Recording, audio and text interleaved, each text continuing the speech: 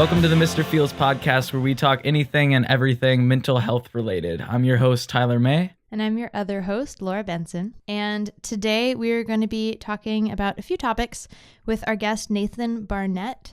Nathan is a former sports broadcaster who spent 6 years broadcasting professional and amateur sports across the country. He most recently worked with the Texas Rangers AA baseball team, the Frisco Rough Riders. And I've known Nathan for a long time, and I actually have sat in on some of his broadcasting sessions, and it is really amazing what those guys do. So we're thrilled to have him. Thrilled to be here. Thanks so much, Laura. So I guess we can just dive right in. Nathan, I'm very interested to talk about your career and your experience in sports and your struggle with mental health throughout that process. But first, do you want to just give people a sense of who you are and what specifically your diagnosis is, and like how mental health has been a part of your life? Sure. I've been diagnosed with major depression, and that happened. It's so weird. It didn't even happen like necessarily on a specific day. I wasn't diagnosed with it as much as I maybe confirmed it later. I remember asking my therapist one day, okay, so like, do I have something, right? Do I have some disorder, something I can name? And she told me, yes, you have major depression, but it wasn't really news to me at the time. And that was probably 2 years ago. But that said, I think I've experienced depressive episodes really dating back to my early childhood. Wow. And it was intensified and triggered by the diagnosis and the rapid advancement of alopecia areata, which I was diagnosed with in 2013. I lost all of my facial hair within about 6 months, and I lost my head hair in about 2 months. And that crisis kind of put me into a tailspin right in the middle of transitioning and making a big transition in my career, where I was going from being sort of an assistant in the role of media relations person and play-by-play broadcaster, which is usually how it's couched in minor league baseball. I was going from the transition of being an assistant, a number two guy, to being the lead person for the first time in my career. And so I was making arguably the biggest transition that I made during my career in broadcasting. And it was happening at the same time that I had lost all of my hair and was freaking out about it. And so I was put on an antidepressant for the first time about 6 months after I arrived in Myrtle Beach, which was the city where I was moving to for the new job. And within another year or so, I would say after that was when I could finally definitively say, yes, I have major depression, but I don't think it was news at that time, like I said. Could you define more of what alopecia is? Is that just kind of like hair loss in general rapidly, or what exactly is that?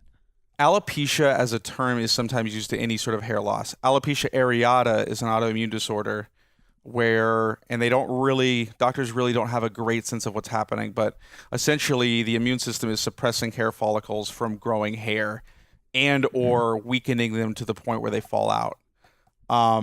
It is something that affects, I want to say, somewhere in between like 1% to 2% of the American population, but a very small percentage of that 1 or 2% has what's called either alopecia totalis or alopecia universalis. Totalis means you lose all your hair in your head. Universalis means you lose all body hair. The majority of people that have alopecia sometimes don't even know it. I had symptoms of alopecia for years without being diagnosed. I would lose small amounts of my eyelashes or my eyebrows, or my arm hair and leg hair was always really patchy. There were signs and signals. But the majority of people that have it either comes on because of a stress event or is seasonal, sometimes related to allergies, and can go and come back. For me, it's a much different experience. Okay. So for you, is it more of a related to depression rather than stress, or what do you think it is? I don't have an answer to that. I think really what you're suggesting, the reverse might be true. I think the depression intensified because of alopecia. Oh, wow. A lot of the doctors suggest that they know so little about alopecia that it's very likely that there wasn't necessarily some significant event or trigger to cause it in me. It just kind of happened. Yeah.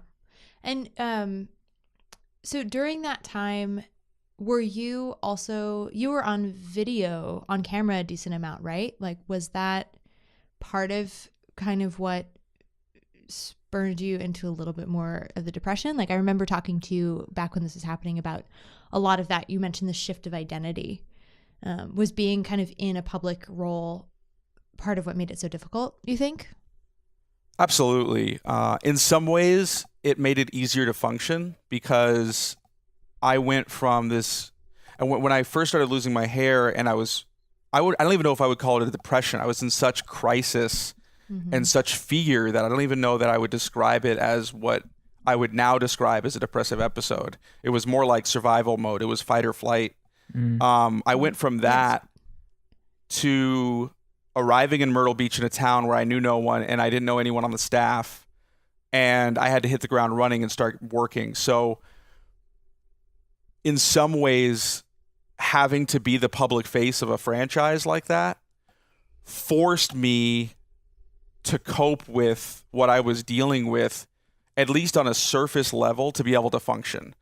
That said, over a long period of time, it was really challenging. I mean, not only being on camera, but one of the things I had to do with both the team I worked for in Myrtle Beach, but also in Frisco, was get up in front of the fans before every game and do an interview with a player or a coach. So it wasn't just I was on camera in a room with a bunch of people that I trusted, that I felt safe around, and could have a moment maybe where I didn't feel comfortable and move on from it. I was in front of hundreds or thousands of fans on every single, on a given night. And when I first started doing that was during a period of time where I was waking up in the morning and not recognizing myself in the mirror.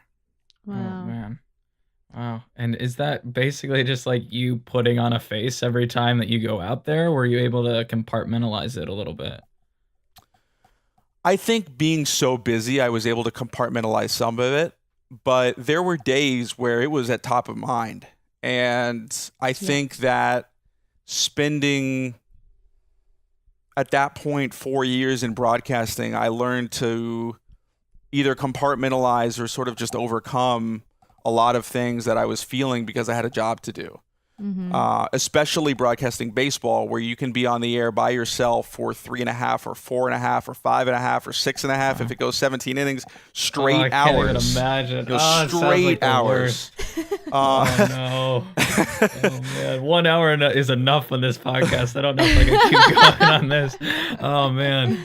And in that role, it was a role where I was expected to be authentic, but I was also expected to bring a casual air of positivity in a way that I think a lot of people expect to hear baseball on the radio. When you're feeling like the opposite on the inside. Exactly. Oh, I mean, there were times where, especially as I was also at the time dealing with a withdrawal from a steroid that I was on for alopecia, there were times where I would get off of the air, and I had 90 seconds in between half innings, where I would be so frustrated and annoyed and angry and didn't know how to express myself that I would have 90 seconds in between being on the air and being on the air again, where I would slam the table 5 and 6, 7 times in a row. I would hit things. I mean, I had to do everything I could just to be able to get that energy out so that I could go back to doing my job.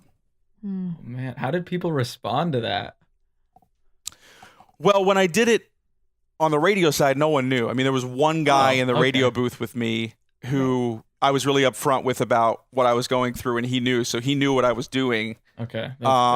There were some other people that might have been able to see into the booth, but I was never even asked about it, to be honest. And for the most part, I just chalked it up to being hard on myself about, thinking that I didn't do a good job the last half inning or whatever. Right. Oh, So man. I have a follow-up question to that. I know that you were on the road a lot also, and were on traveling for weeks at a time on a bus, and then calling a game, and then uploading everything to social media and managing all of the kind of external facing information. So how did you manage and experience depression when you were on the road and you're in such a hyper intense environment like that? Sounds like you had, when you were broadcasting, you had these 90-second little spurts. But when it was even more intense than that and you didn't have really personal space, do you think that augmented the depression that you were feeling and you kind of just had to compartmentalize it and like push it off to another time when you could feel things? Or how did you experience and manage it then when you had this really extreme demanding workflow? Well, it's an interesting question because the bus experience is something I don't even know if I can explain very well. I'll try. You're on a bus with roughly 35 other men, no women. The majority of those men are between the ages of 19 and 24. And they're also in a team sport environment. So you can imagine the kind of bravado and masculinity in the sort of generic classical sense of the term is running around that bus. So it was an environment that was, it was just hyper masculine, and that's not to feel the testosterone. Like, absolutely, you have to open up the windows just to let it go. Yeah, and I have great relationships with a lot of the guys that I covered over the years that I would consider friends and that I would trust to be able to open up about things that were going on in my life or whatever. But as a group, that's the dynamic you're dealing with.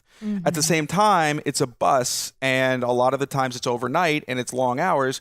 So you're expected to sort of be able to relax, right? I mean, it's a situation where everyone is trying to do what they can to pass the time and rest. Well, for me, I spent the majority of the time on the bus working. Right. And when I wasn't working, I was trying to sleep so that I could survive the next day. Right. But at the same time, your question, did it augment my depression? Absolutely, because one of the things about the bus was when and if I ever felt threatened by the environment that I was in, I couldn't get out. And I had my first ever panic attack on a bus coming back on a road trip at like 3 a.m. And what was that like? Well, again, remember the hypermasculine culture, right? The idea of even suggesting that I was going through some sort of mental illness related problem out of the blue at 3 o'clock in the morning, it wasn't really an environment where I could ask for help, or at least I felt that I couldn't ask for help.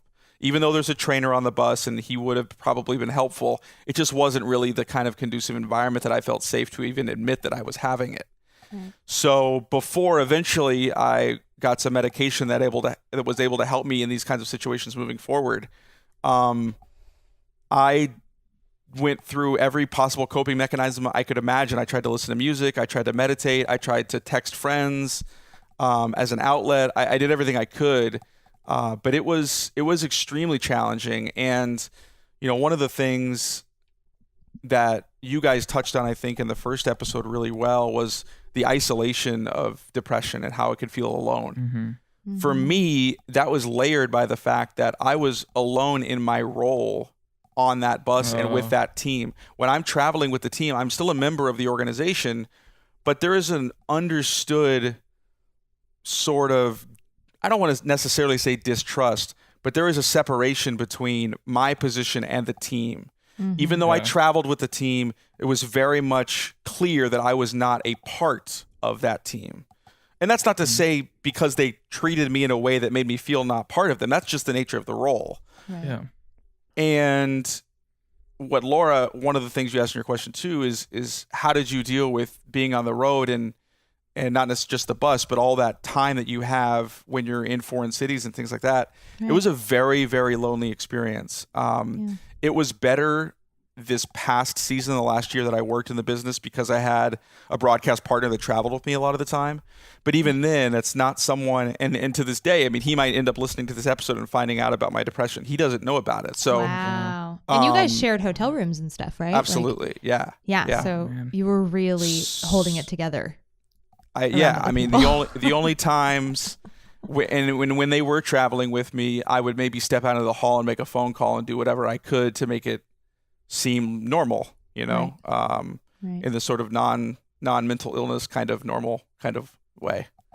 So I was going to ask, did you have like any support system kind of at all? Not only like like as part of the team, but also like at home or anywhere else where like you could call somebody if this was happening? Or did you kind of just assume that you were alone, so you did it all alone? It's a great question. I think it depended on the day, and I'm sure you guys can both relate to this. Yeah. There are some days where I felt like I was in a deep depression, but I knew that there were numbers of people that could help me and I could call them and they would be helpful. And there were other days that I felt like no one possibly could understand what I'm going through. What's the point? One thing I would like to point out when it comes to support is I had and still have to this day an incredible therapist who I've had. And I know you talked about this, Tyler, in the first episode too, is trying to find a therapist can be hard. I went through like 9 of them before I found this one over the period of like a decade. And I've been seeing her off and on since I was 16. And starting in 2013, I've been seeing her every single week. Even when I was on the road, I would either phone call with her or Skype with her. Even when I lived in Myrtle Beach for 2 years, I would phone call or Skype with her. And I think without that, I think I would have left the business much sooner. Wow. So I'm actually curious. This is a little bit ahead of where I wanted to go, but since you mentioned your therapist, I'm curious how she has helped you through things and kind of some of the tools and suggestions that she's had for you along the way, especially when you were by yourself. Are any of those things that you would want to share? Yeah, I mean, I think I touched on a few of them. The biggest thing as far as really direct coping mechanisms that she's helped me with is 1, meditation, 2, mindfulness. So, when it comes to meditation, mindfulness really quickly. Oh, sorry. Sure. Yeah. Mindfulness, in sort of the Buddhist sense of trying to just be present, trying to be aware of your surroundings and being in the moment, as opposed to doing what most people that have depression do, which is dwell on the past or worry about the future. Right. And as far as practicing that, I think it's very related to meditation, because usually the way that she helps me become mindful is to start with breath. So try to focus on an individual breath, a series of breaths. And usually that can help you become more present of your whole body. And by extension, being aware of your body, you're sort of grounded in the present. That helps make the reality around you feel more present as well. So what have you learned over, I guess, the last decade, basically, about depression and how your brain and body are actually interacting and working when you're experiencing it? Well, yes. I think luckily I was introduced to the concept of brain chemistry imbalance at a pretty young age. My mother's a recovering alcoholic, and so at the age of 13 or 14, I want to say, we got to the place where we were starting to talk about how do we get my mother help, and can we get her into treatment somehow. And so with an understanding of the crisis at hand, part of the solution was for me to understand more about alcoholism and more about depression that she was facing. And that helped me from a pretty young age, I think, relative to most people my age in our society at that time. I think I had a pretty modern sense of what depression is in terms of its biology, that it is not just a lack of willpower. It is not a personal failing, that it is something that is chemically happening in the brain. And when I experienced this firsthand for the first time in 2013, when I went on an antidepressant, and within 1 week, I felt like a different person, it really hammered that home. Since then, as I've gone through depressive episodes, is usually when I am the most inspired to learn more about my depression. And those are the times that I read, watch videos, read books, talk to other people who've gone through depression to try to understand as much as I can about it. And I think one of the things that I've learned through both my depression and my alopecia experiences is that, unfortunately, the medical community doesn't know as much as we want them to know. Right. And one of the major challenges with fighting this disease of depression is that oftentimes it can feel like you're throwing darts at a dartboard and hoping that some medicine or some exercise regimen or some diet is going to change things miraculously. And I think that uncertainty around the efficacy of different treatments is one of the hardest things for me personally dealing with depression, because when I get really down, what's the point in trying something that I think is got a 2% chance of working or a 5% chance of working? I want more efficacious solutions and we don't have them. Yeah. Yeah, it's literally like a guessing game at some points. Yeah. Try to find like a combo of like medication even, or just like what can help you. But a couple of things that like I know for like just my own benefit, and like I'm sure this can never be harmful to like anybody. I feel like it can only do good, is like to combat that would just be one, being thankful. Like that's talked about in multiple different types of therapy and multiple religions, to just like be thankful for what you already have, and like the situations that you already have. Like you have your physical health, like you might not be completely healthy mentally, and you might have all these other struggles, but there's always somebody that has it worse. And then number two would just be trying to use what you have gone through, and not only what you've gone through, but just in general, try to help others. And so being able to like help others gives you that little like kick to like, hey, I meant something to somebody. Maybe I'm not that bad after all. So those are kind of just like my two biggest practical ways that I kind of try to tell everybody. Has there been any like practical ways that you've noticed over like your trial and errors of like trying to battle against depression that have worked for you, Nathan? Well, I think the second point you bring up is a particularly resonant one with me, which is the idea of helping others. It's something that I by no stretch am I trying to come on here and say that I'm this selfless person who helps others all the time. In fact, very much I would say the contrary of that. I think that it can be difficult for me to get motivated to do much of anything when I'm depressed. But when I do something that helps others, it is often something that lasts with me and helps me structure a feeling of self-worth that can maintain for a period of time. And I guess I would use this opportunity as well to say that I'm very, very much still in process of trying to get to the other side. I would say that as we're talking today, I'm still very much in the midst of one of the worst depressive episodes that I've had in my life. So as far, and I'll try to hold it together here, guys, but You're fine. As far as practical solutions that help you get through depression, I'm not saying there aren't any. I'm not saying that they won't work. I'm not saying they won't work for me or for you or for anybody else that's listening, but I'm still searching. Right. And it does take a lot, especially when you're, and I experience this too, it takes a lot to motivate, even to think of other people. Like something that I notice when I'm experiencing kind of, you know, a depression is that I get so insular and so focused on myself and my own experience, which is just limited to, you know, a foot in front of my face, that it can be so difficult to even get to that point of A, getting out of bed and brushing your teeth, and then B, thinking like, okay, how can I positively impact somebody else today and create that feedback loop of positive reinforcement that I need, right? Like that's like a very mature point to get to, I think, along the journey. And it's definitely something to aspire to, but it can be really, it's like a feat to just get to that point even of thinking of other people, you know? Depression is just such an insulated like illness. And so like everything is kind of self-focused, and it kind of makes you more of like honestly, it kind of makes you more of a selfish jerk. And then you're like, oh man, I'm a selfish jerk. Right. And you start to spiral down like further into that depressive episode.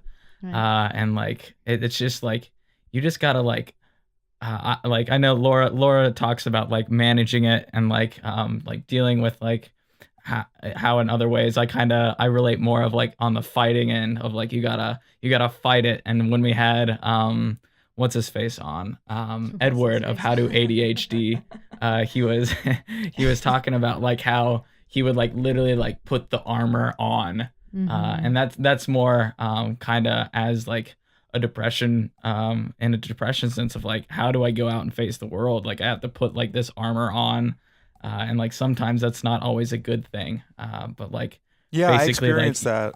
Sorry, go yeah, ahead. I was gonna ask you more about that actually. Like how much did you have to like prep yourself before doing any types of sports casting? And like how much just like what did you mentally think before you went through that and your experiences there? Sure. I mean, from a purely professional standpoint, my focus was always on preparation. The more prepared that I could be for a broadcast, the less nervous I was going to be, the less my emotions were going to get the better of me, the less judgmental I would be of myself after it was over, even if I didn't feel like I performed to the extent that I wanted to perform. If I felt like I prepared as best as I could, then I was in a place usually where I was somewhat satisfied with the results. As far as from a mental illness standpoint, how I went through it, I don't even have a great answer for you. I think the answer is that in the long term, I didn't handle it. That Yeah. after 6 years of being in the business, I left for a lot of reasons. And the public reason that I said was that I wanted to change careers and that I wanted to get involved in activist politics, which is hopefully still true for me. But a major reason that I didn't discuss was that I couldn't imagine going through another season. I couldn't imagine trying to put that face on every day. Yeah. I was just going to say that having been your friend throughout that time, just your career, the amount of energy and work and investment that industry requires of a human is beyond comprehensible for me. You know? Like you're preparing for everything and you can literally never be like as prepared as you want to be. Well, and so it just seems like you're in like a stress loop and that's just feeding into absolutely everything into your problems. Yeah. And it's like 15, I can imagine. It's 15-hour days often. So I feel like even if you're at the top of your like peak of your mental health and physical health and everything is great, it would still be an excruciating job. Oh, no doubt. I mean, I just want to acknowledge that. Like, yeah, it's sort of a non-secretive secret of the fraternity of broadcasters that everybody's ready for the season to be over well before it's over. Right. You know, the fans are all cheering for the playoffs and they're excited, and pretty much every broadcaster is ready for the season to be over when it's over. And there's usually one guy in every circle, like every league. So there's 8 teams or 12 teams or 15 teams. There's 1 or 2 guys that is the season's getting ready to be finished. They're like, man, I'm so bummed we're not going to make the playoffs. I'm going to miss it next week. And everybody kind of looks at that guy a little funny because what you're saying is true. I mean, it was 15 hours a day. It was 100 to 110 hours a week. It was, dealing with extreme heat, and very little sleep and all these bus travels. I mean, the experience itself is a draining, costly thing for anyone to go through, much less someone that's trying to simultaneously deal with a depression that they're not very open about. Right. So my question is why? Like what? Not I don't mean that in like a mean sense, but like I guess a better way to put that is like, why did you get involved in the industry in the first place? Obviously, you probably had a passion for it, but like to me, that just sounds like the worst job in the world. Well, it's maybe a longer conversation for a different podcast, but I can try to bring it. I can try to bring it back to what we're talking about in this way. I think that one of the things that I've learned through therapy and through trying to fight my depression is that I have a very strong urge often to be pretty codependent. Mm-hmm. So one of the ways that manifests itself, and for those unfamiliar with the term, essentially the concept bottom line is to place your happiness and your feelings and your emotions and project them onto someone else. So I'm only going to be happy if my girlfriend is happy. And if she's upset, I'm upset. And so one of the ways that really manifests itself for me was dealing with this corporate work environment. And baseball, minor league baseball, is a very, very casual experience in terms of relating it to another corporate business. And I was very, very fortunate to have actually amazing bosses at pretty much every stop I was at, and be a part of really, really supportive and amazing cultures relative to the industry. But still, because of my codependency, there was this drive for me to want to be perfect all the time. Mm-hmm. And the perfectionist piece of me, I think, is a pretty big part as well of the sort of personality things that have driven my depression. So I wanted to be involved with this because it was something I was passionate about, and it was something that I was interested in for most of my life, being sports and particularly baseball. And it was something that was challenging, which I knew leaving school, one of the things I had heard from so many students that had left, or teachers that had talked to their previous students, former students, was that leaving the school that I left, the intellectual challenge aspect of it was what people missed so much. So I wanted a job that was intellectually challenging. Unfortunately, what I got was something that was intellectually challenging, which was great. But it was also what you touched on earlier, which was saying there's this vicious cycle of you can never be prepared for everything. And when you're trying to do play-by-play for a sport and you're never prepared, it immediately creates a sense of self-failure. Right? Something happens that I wasn't ready for, and I thought I should have been ready for it. Now I failed. Right. It's a breeding ground. The job is literally sounds like a breeding ground for depression. And remember that, like, hypermasculine culture too. So you're talking about all those sort of patriarchal values that emphasize control, not only control in terms of your ability to be successful in your tasks, but control of your emotions. So the whole concept of being in a place that I was struggling with mental illness, with depression, around a baseball team was almost like a non-starter. Yeah. Did you ever like confide in anybody around there, or was there ever anything like even past like, hey, I have this thing that I don't completely understand, but like it makes me struggle sometimes with this? Did it ever get past that at points? And like, how often did you even make it to that point with people that you confided in? Luckily, like I said, I had amazing bosses really for the most part in my experience. And I worked for, I want to say 6 different teams in 6 years, which is kind of crazy. Wow.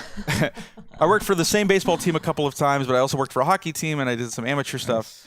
So I had a lot of different bosses. And for the most part, they were really supportive. And the boss that I had in Myrtle Beach and the bosses that I had in Frisco, my last 2 stops in particular, were longer stops. So for me, they were places where I established a comfort level with the people that I worked with that I would say there were probably, on a staff of 20, there were 2 people in Myrtle Beach that knew about what I was going through, maybe 3. And in Frisco, there was 2, but they didn't really know until I was ready to leave. Oh, wow. Was that where it was the hardest, was in Frisco? In terms of dealing with my depression? Yeah. You know, it's another hard question to answer. I feel like, you know, the first question Laura asked me today was, you know, can you tell us your story about when you were first diagnosed, or maybe you asked when I was first diagnosed.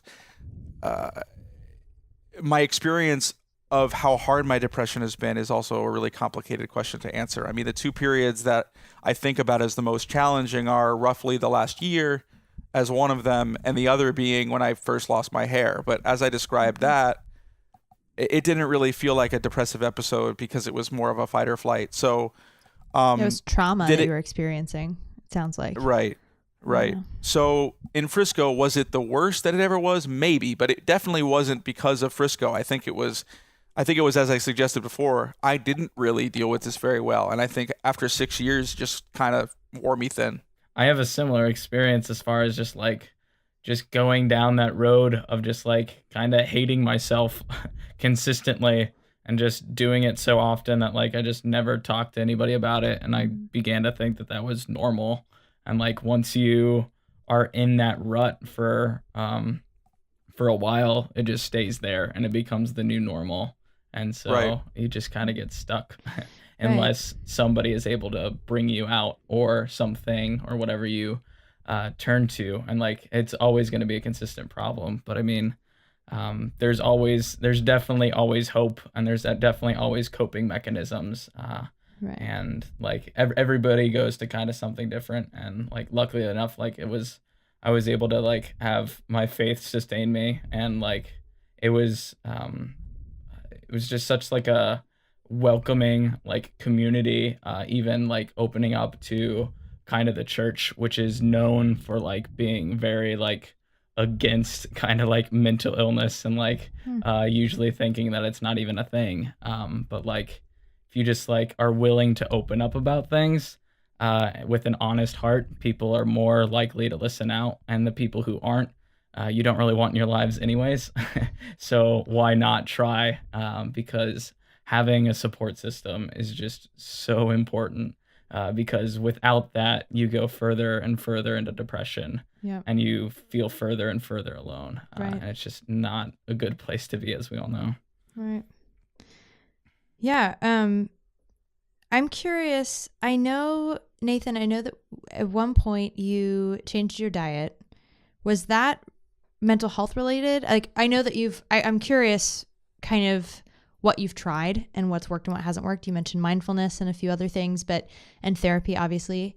Do you want to talk at all about your experiences with medication and kind of your experience with both antidepressants and working with your mental health medications and your alopecia medications at the same time, and then kind of the dietary things that you tried and the different ways that you've worked your, health into your life? Sure. I would say the first cautionary tale I would tell is for anyone thinking about going on medication for the first time. One, truly understand the side effects. And that doesn't mean ask your doctor. Sure, that means ask your doctor, but do more than that.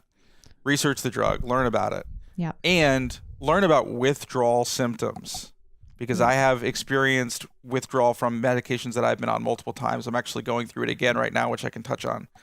But it can be a miserable thing. And it doesn't mean you should be scared to never trying a medication if it's going to help you, especially if you have a chemical imbalance and need them. But it does mean that you need to be really conscious of what you're experiencing physiologically, so that you know when something is wrong and you're aware of changes, and you don't just write them off as part of the depression necessarily, or let them go by without being noticed. Mm-hmm. I first went on an antidepressant in 2014 in the summer, about 9 months after I first lost my hair. And I was on Celexa. And that was a brilliant drug for me for about 3 or 4 months. It helped me get through the end of the season. It really dramatically changed my daily mood. It changed my overall ruminating thoughts problem. But over a period of time, I began to feel very numb. I wasn't really experiencing emotion at all. Wow. And Yeah, that's what Kyle was talking about. Yeah, I got so sick of that feeling. I said, I've got to try something new. So and that was at the same dosage, just over time? Yes. Wow, That was, interesting. I mean, like I said, it worked really well for like 3 or 4 months. And then slowly over the period of like the next 6 to 10 months, I just slowly became more and more numb to what I was experiencing. Huh. And so when I moved back to Dallas, which is where I'm from, to take the job in Frisco, which was my last job in the business, I switched medications and changed to Cymbalta. Mm-hmm. And after a few weeks, they added a very small dose of Abilify, which I know I just said you're supposed to research your medications really well. I don't remember exactly what it's on label for. I think it's an antipsychotic, but it's also used as an add-on for depression resistant, medication resistant depression. So I've been on those since then. It's been about 2 years. But, and this is where the side effects problem come in, I had elevated liver function, which, as Laura alluded to, I was also on medications for alopecia at the same time. So it was really problematic to try to figure out what was causing it and if it was a medication. And I went through this long saga of about 8 months of getting a sonogram and an MRI and a biopsy and all these sorts of things to try to figure it out. And ultimately they decided that they think it was my antidepressant that's causing it. So now I'm having to get off of that. And eventually, once I can get off of that, hopefully in the next month or so, I think the plan is to try Wellbutrin, which will be my next step. Good stuff. Yeah, I So heard you that's talking what about it Tyler- in the first episode. So Yeah, so that works for Tyler. I went on Wellbutrin for a hot minute, and it was so fascinating because it's more of an upper. Also, don't drink any alcohol if you're on Wellbutrin.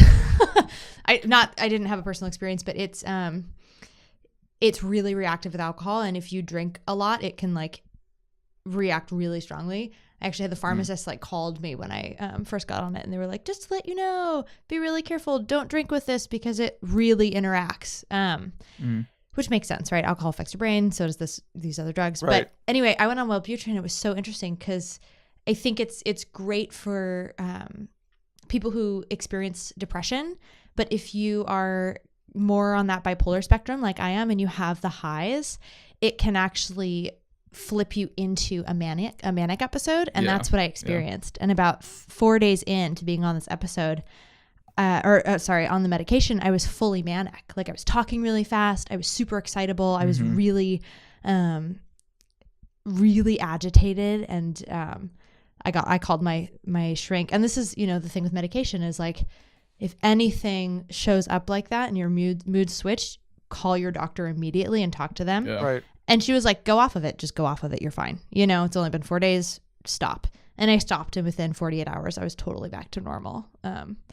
Anyway, sorry. Keep going, mean, Nathan. I was just... Well, I mean, your story makes me feel like it's probably going to be a good drug for me because Yeah.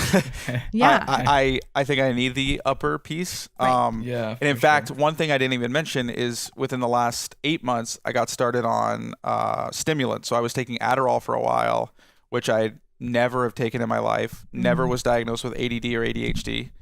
But it is, I guess, somewhat commonplace now to be used for, again, medically resistant depression. I'm now taking Vyvanse, which is a different stimulant that has a higher norepinephrine count than Adderall does. So I've been through a few of them. We're still trying to find the right Just a balance. few. As far as the diet goes, that was 100% to try to deal with, well, I don't want to say 100%. It was sustained for me. The reason I kept doing it for a long time, and I'll explain what it was, but the reason I stuck with it was because of depression. But I went through this weird period where before I started this diet, I was having really bad crashes after I ate meals, especially when they were carb heavy. Oh. So the determination was I was sort of like hypoglycemic, and so the idea was to cut out sugar and carbs as much as possible.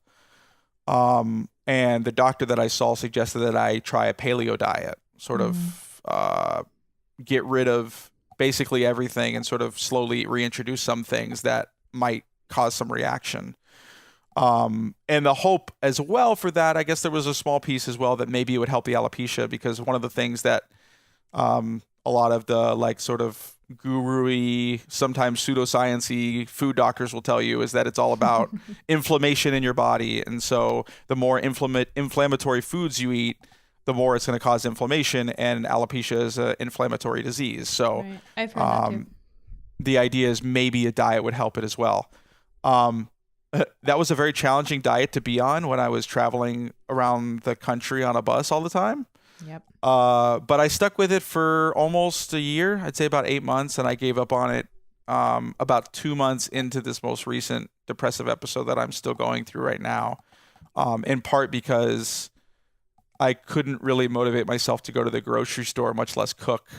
So the idea of trying to continue to do it was pretty daunting. Did it help at all, you think, when you were on the road? Did you notice? I mean, yeah, managing a specialized diet when you're on the road is really tricky. But did you did you notice anything change? It absolutely helped the crash problem I was having. And so I've learned now that I need to be careful with sugar and carb heavy foods, especially earlier in the day. Mm-hmm. Did it help my depression? I don't know. I think there was a placebo effect at the very least that 100% did help me for a while. That's good. I think that perhaps it did help. It would probably be better for my mental health if I was still doing the diet now, but it didn't feel transformative. At least it certainly didn't by the end of it. And again, I think would I go back on it? Maybe, but I think I need to get to a place where I could imagine myself motivated enough to cook on a daily basis. Right. Or somehow you magically had all of these pre-prepared meals that you could just warm up.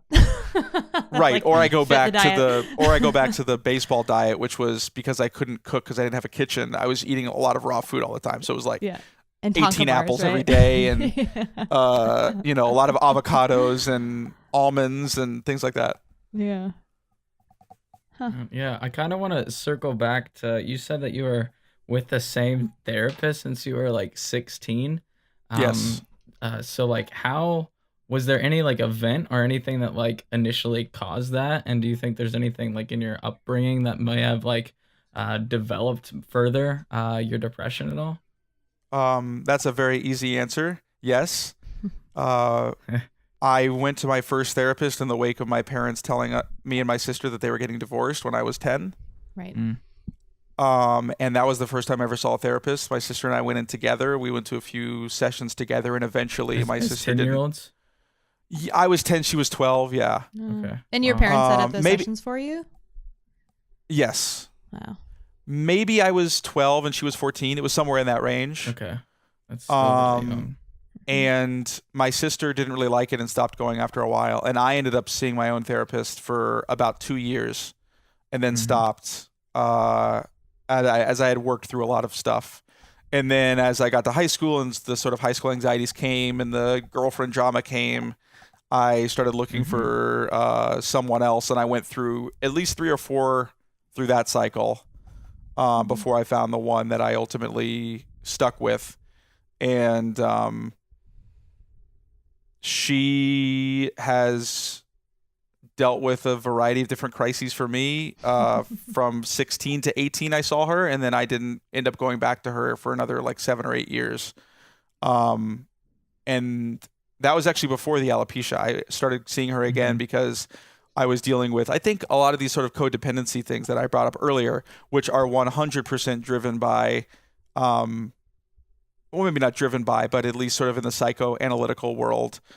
The early childhood experiences that I experienced that created the codependency for me was 1, my mother's alcoholism, and 2, my parents' divorce. Right. So trying to fix their divorce or trying to fix her sort of led those tendencies for me and continue to this day to be things that I process and that I'm challenged with every day.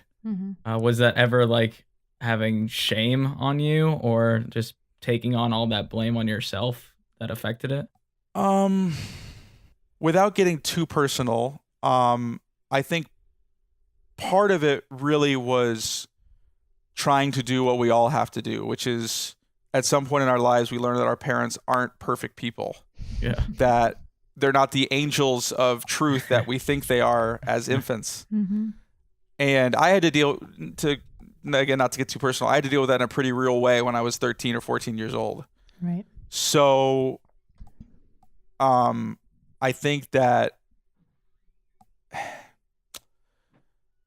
whether or not there was guilt and shame, there was just trauma. Yeah. Yeah. Is there guilt and shame that I deal with and try to grapple with all the time? Yes.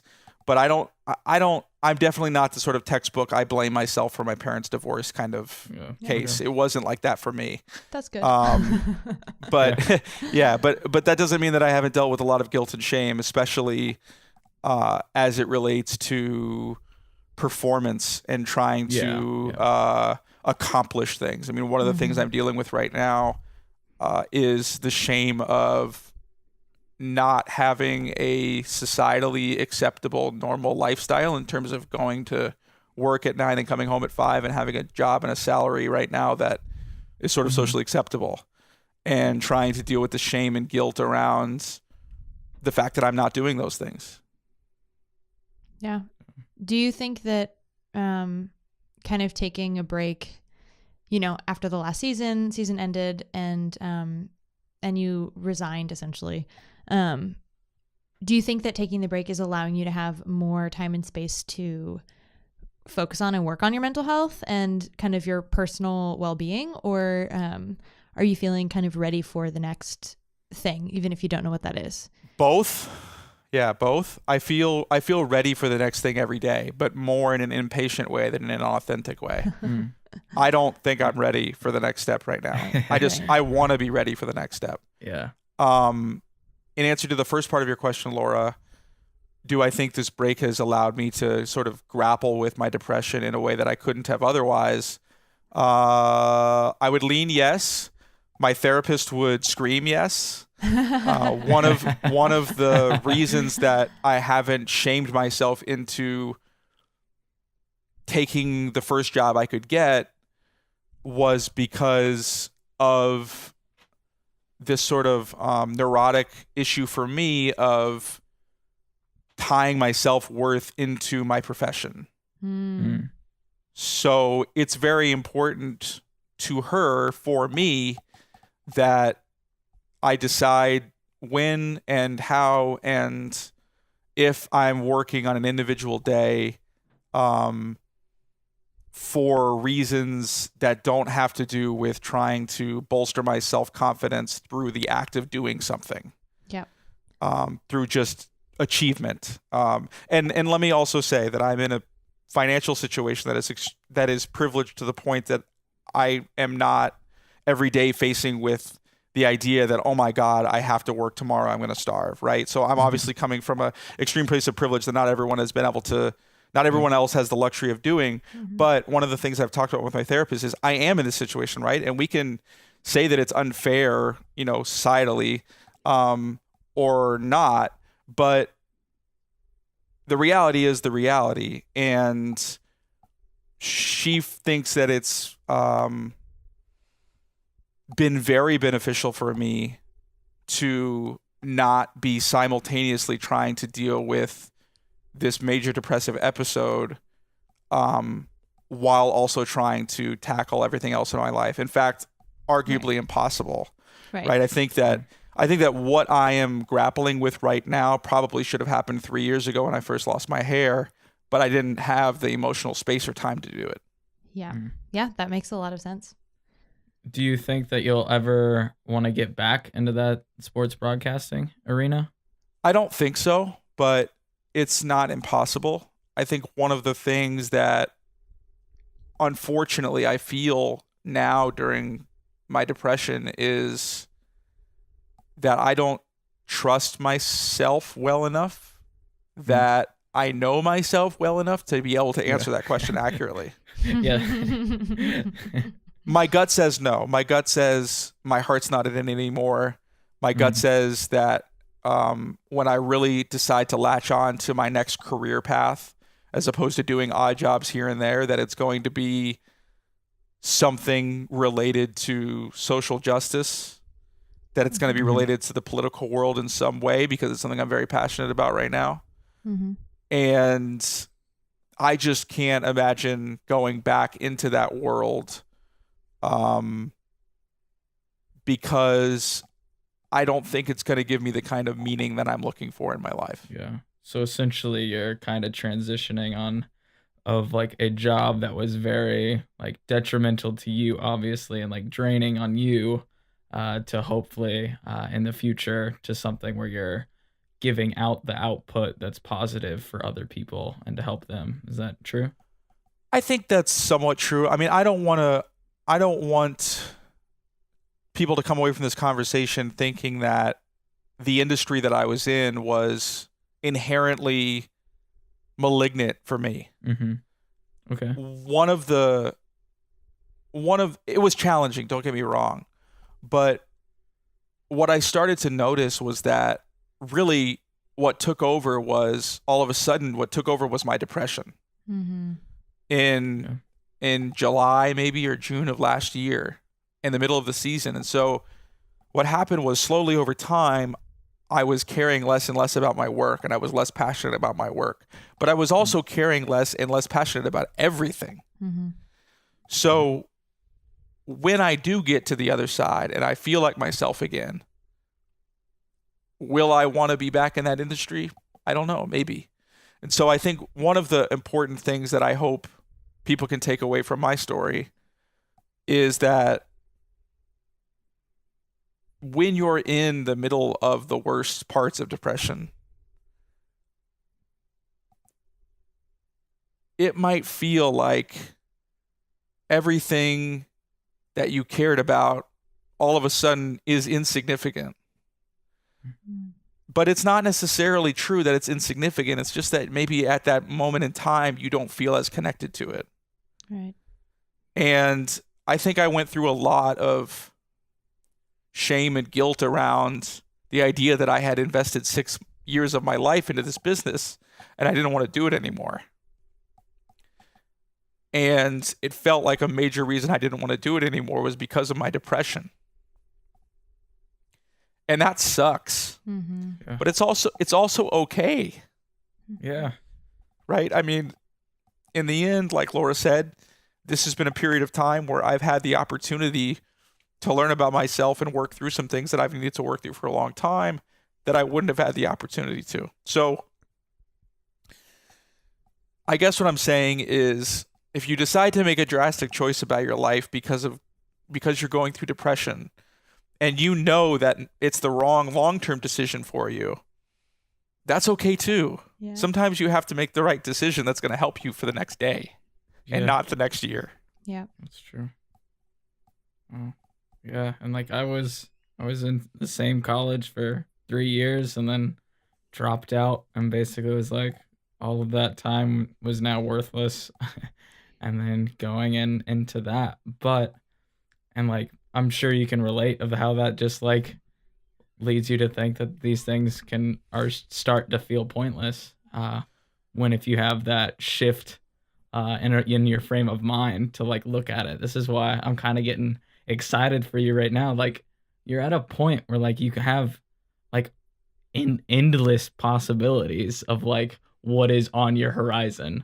Like it's not like the end of everything. Mm-hmm. It's honestly actually like the beginning. Like you finally made a decision and so now you have all these options that you never even considered before. Sure, you might feel lost, but like, isn't it pretty cool to be lost sometimes?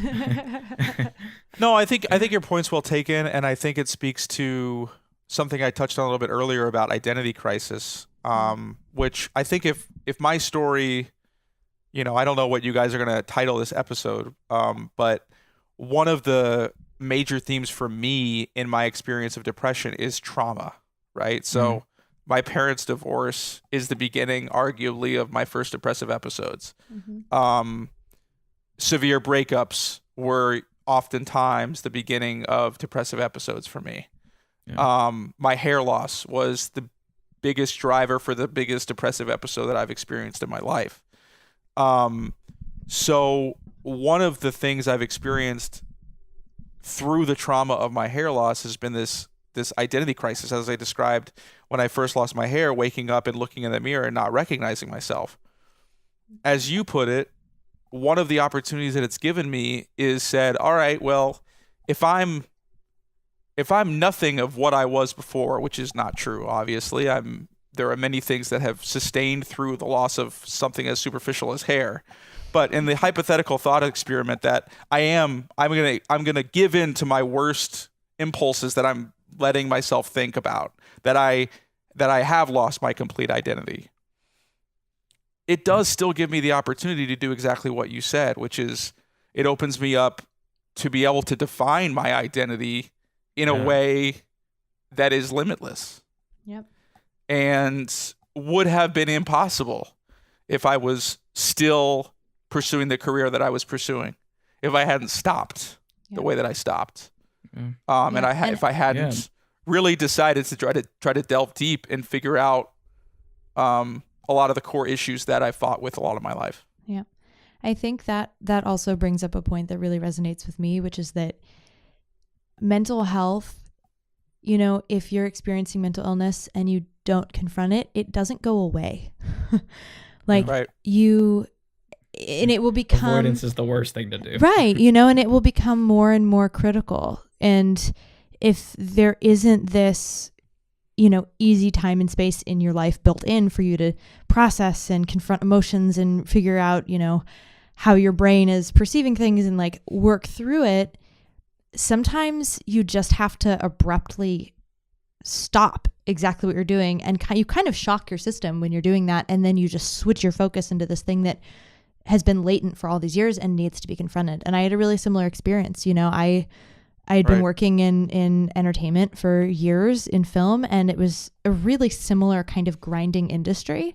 And it kept me moving all the time, working 14-hour days on a project and then the next project and running around LA all the time. And, and when I got to the point of having a breakdown and I left all of that and I moved back to Northern California, it was like, I had no idea who I was. My relationship ended. My job was done. I moved out of my house. I was like totally on this blank slate. And finally, my brain was like, hey, here's all the pain you've been feeling for the last few years. You have to deal with this or it's going to get worse, And I think that that's what mental illness will do. And I think it's really kind of good that as much as we may want to repress and kind of keep running forward and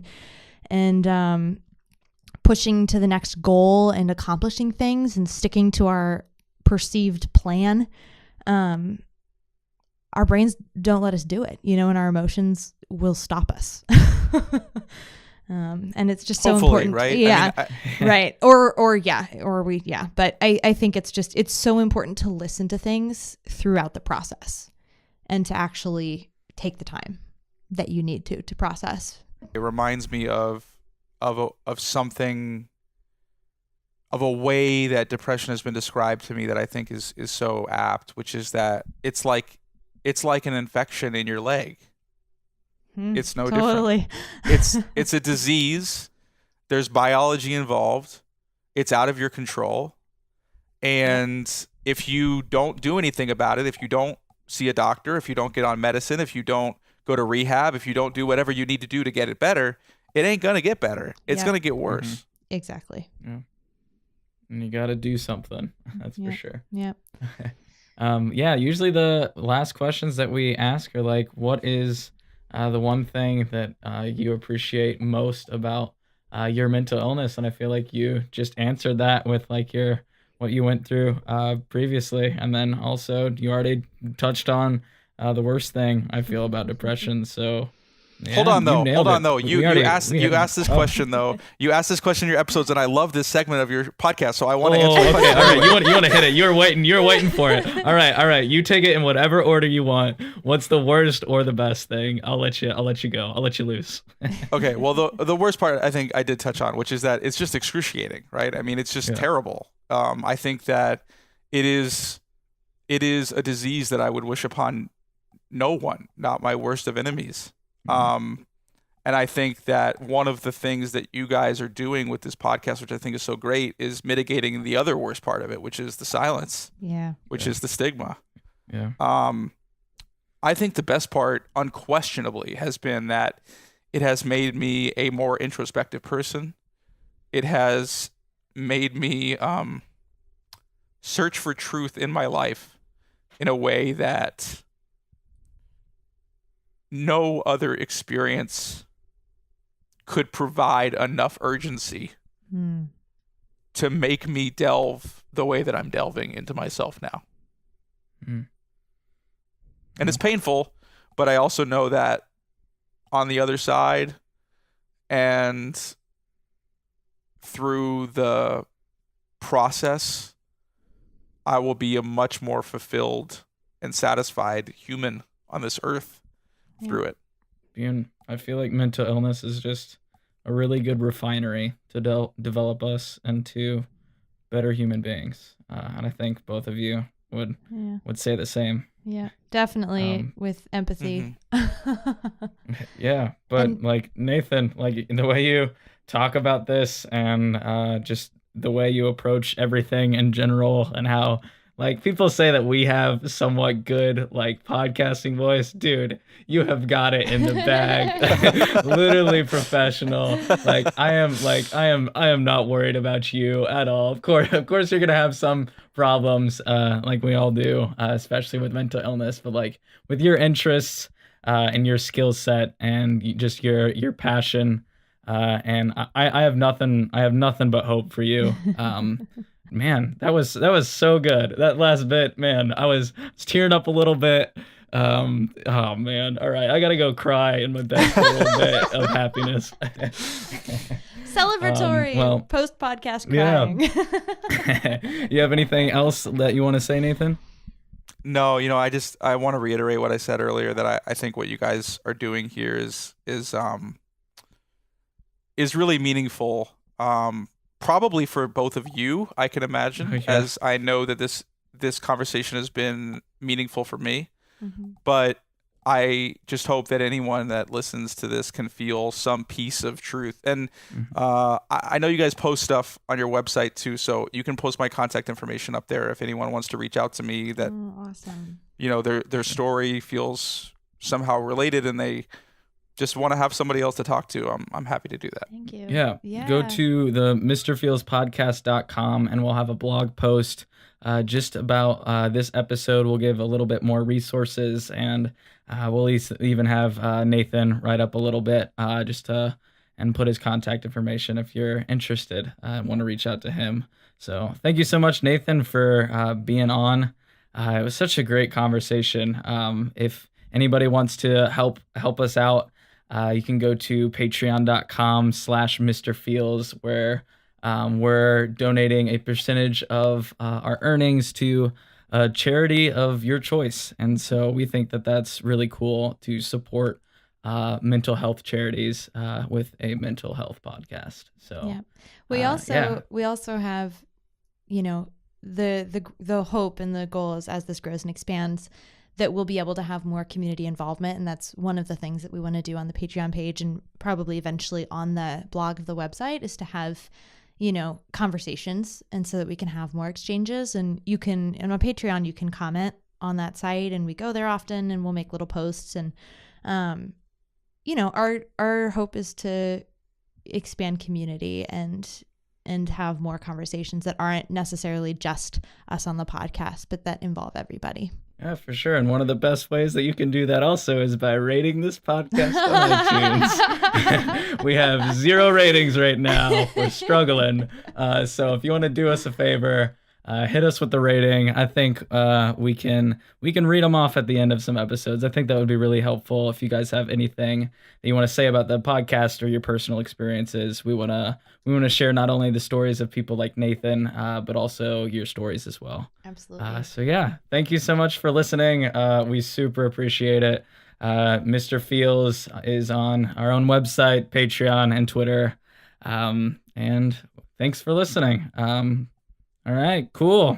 I'm gonna go eat this cookie that I've been staring at for a solid hour, but it's in a brown bag and it's too crinkly, so I've just been like, oh, the dang cookie. All right, thanks, Nathan, for joining us, and thank you, everybody, for listening. Bye-bye. Bye.